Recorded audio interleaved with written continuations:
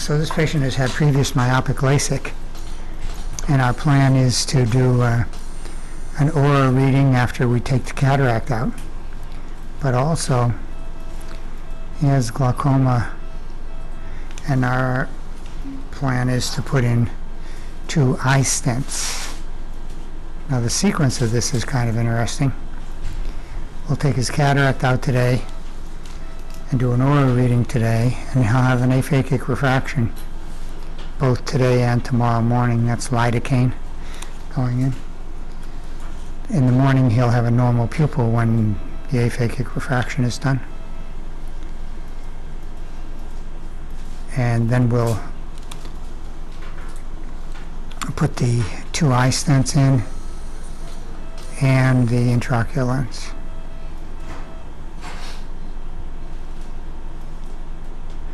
Although you could say, well, why don't you put the eye stents in today?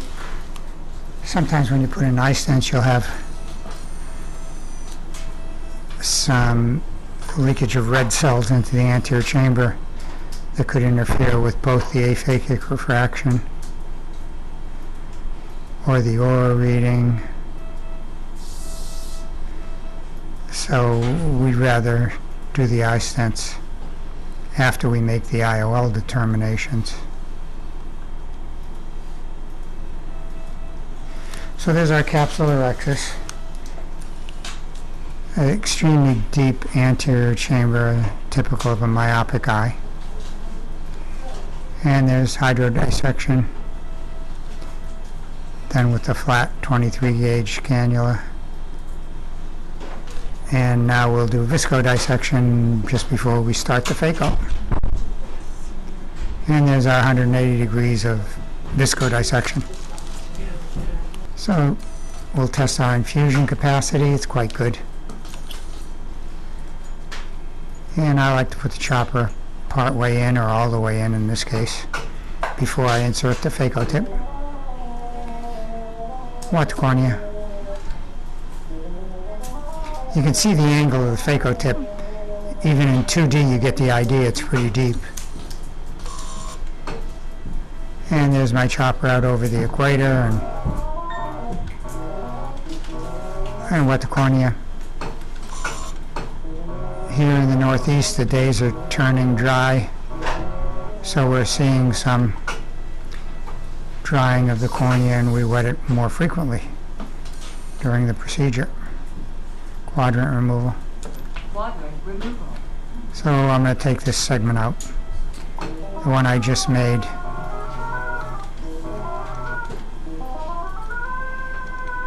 A little trick that you might like if you don't want to rotate a nucleus is a back crack.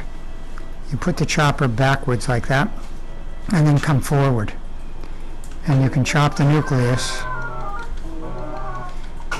and not rotate it very much. It's a nice technique if the zonules lax, for example, and it's a little trickier to rotate them when they're lax. So there's a few back cracks for you. Of course you want to have a blunt chopper when you do stuff like that, but you want to have a blunt chopper no matter what you do, in my opinion.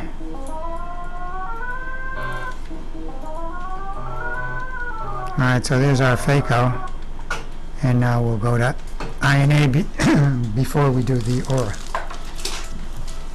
So we'll first test infusion. It's good. You see that little particle there, epinucleus, nucleus? I'm not sure. But I am sure one thing, I'd like to remove it straight away after I go in. Behaves sort of like epinucleus, but I'm not sure. And that way I know that it doesn't dance around and maybe hide behind the iris. Super deep chamber here. So now you can see, I mean, I'm almost vertical with a 90-degree tip.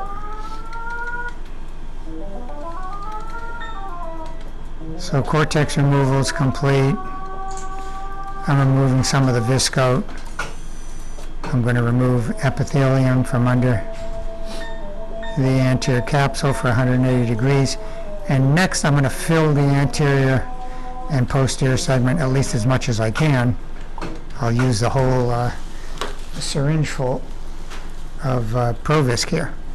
And I'm sure I'm going to have to put in some BSS too. There won't be enough for this big eye, so there you go. That's the whole syringe. The eye is still soft. So now we'll go with BSS.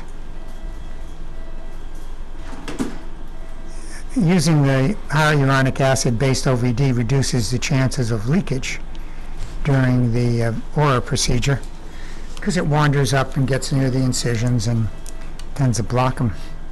So let's see what our IOP is. Still a little on the low side, so we'll give a little more BSS in here. That feels like it's about right.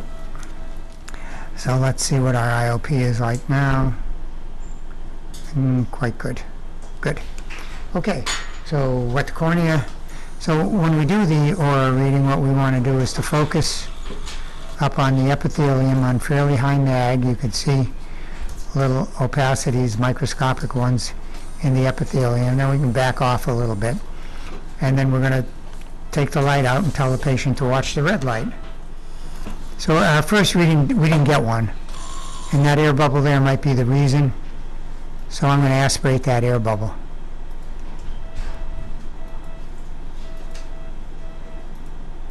Okay. Yeah, I think we'll just go right ahead now and take a reading. Let's just see. Yeah, IOP is quite good. Wet the cornea. Okay, same thing. I'm going to focus right on that epithelium. And we've got our reading. And we'll show you that screen. So now that we've got our ORA reading, we'll remove the OVD. And the patient will leave the operating room, get a refraction and an IOP check in an hour, at which time, of course, he'll still be dilated. So that's a suspect refraction after refractive corneal surgery when they're dilated. And then in the morning, he won't be dilated. We'll do another aphakic refraction. And we'll be very much interested in the cylinder in that aphakic refraction.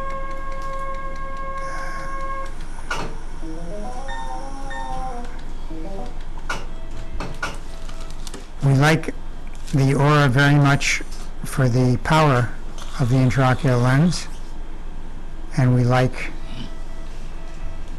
the aphakic refraction for this cylinder. So I'm getting the OVD out of the angle.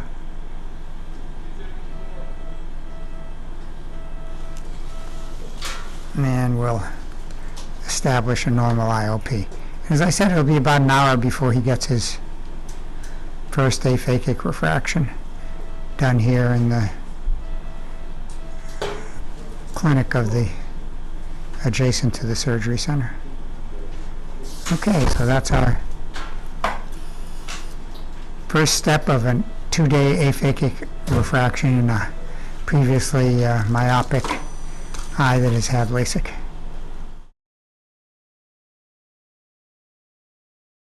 So this is the patient's eye 1 day following cataract extraction.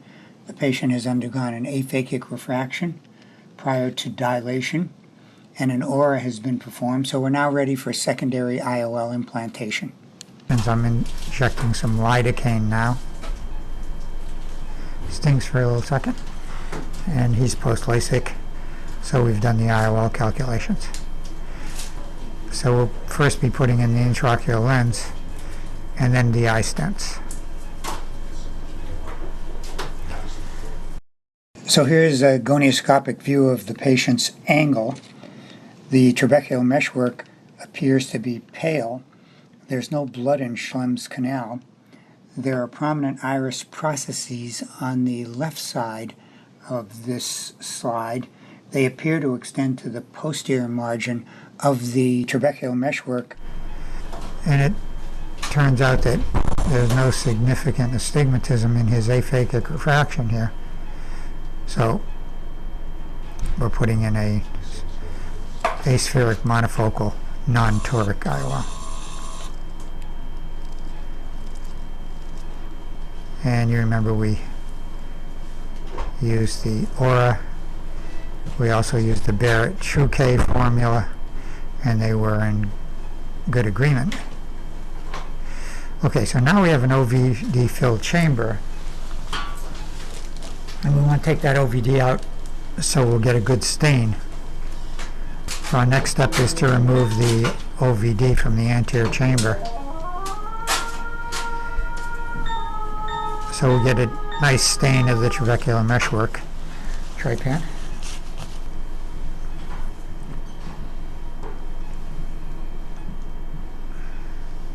And we'll leave that trypan in there for just about 10 seconds. So now we'll inject our OVD distal, expelling the trypan.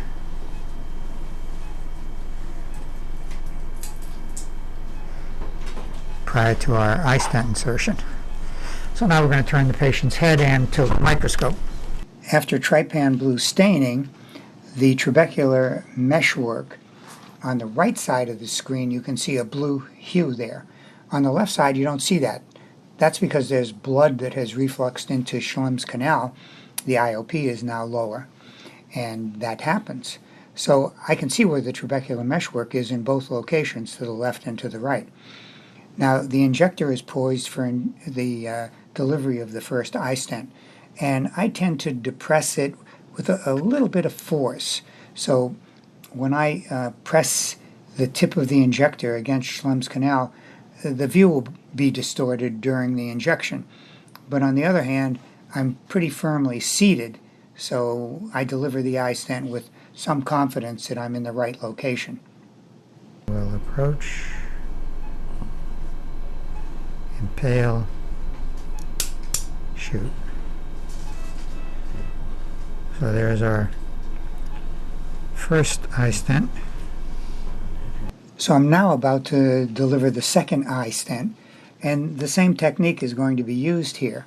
You can see the light blue hue, and I'm going to depress it pretty firmly. Interestingly enough, there's an air bubble in the anterior chamber which kind of obscures the visibility at the time of injection, but again, I'm firmly pressed against the trabecular meshwork, so the delivery will go as planned. Yeah. Impale and shoot.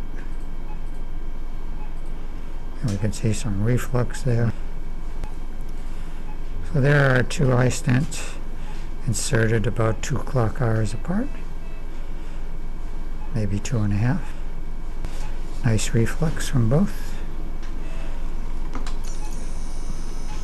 And you can see the trypan chlorus staining the trabecular meshwork if you zoom in. And you might have, without the trypan, gone a little more posterior, but I think it helped me to identify there's a bluish tinge if you look in between the red cell plumes. So I really knew right where that TM was, even if I didn't have blood in Schlemm's canal. So now with the microscope turned vertically, we can see the two nice little RBC plumes. We'll take the INA tip and remove OVD from the posterior and anterior chambers, and we'll be done. I just nudge the IOL. It's not a very big capsulorhexis, so I'll nudge it aggressively. Slip underneath it. You know, I don't want to leave OVD in here. This is a glaucomatous eye, and while the chances of spiking are certainly less with the 2 stents in the eye, so you know when you've removed the OVD because from the posterior chamber, because you see it come flying back, the RBCs toward the INA. And I'm just going to stay here for 30 seconds or so till things clear out. And I think that's important for preventing the pressure spike, because what we've done now is we've increased the hydraulic pressure inside the eye, and so we have essentially pushed blood in Schlemm's canal where it belongs, up into episcleral vessels. And now we don't want to keep hypotony very long, so we don't get red cells coming back in.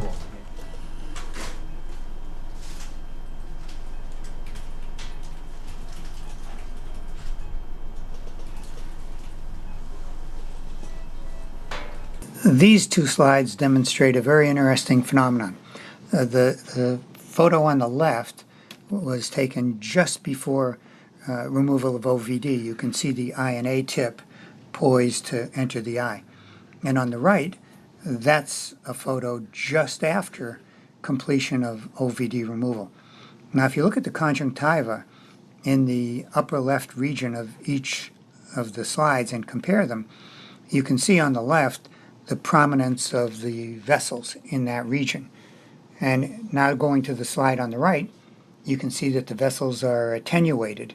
And that's because during INA, fluid passed into Schlemm's canal, presumably right through the eye stents, and blanched the vessels. In other words, they're narrowed because there's more fluid than blood in them now, and that's a favorable sign of patency. So now with the washout completed, I'm just making sure that I have normal IOP and don't have backflow of RBCs into the eye.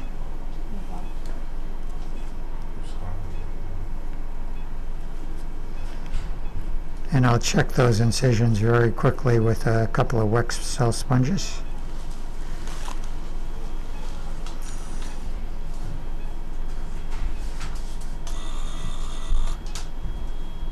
And that one still has a little bit of an ooze, I think.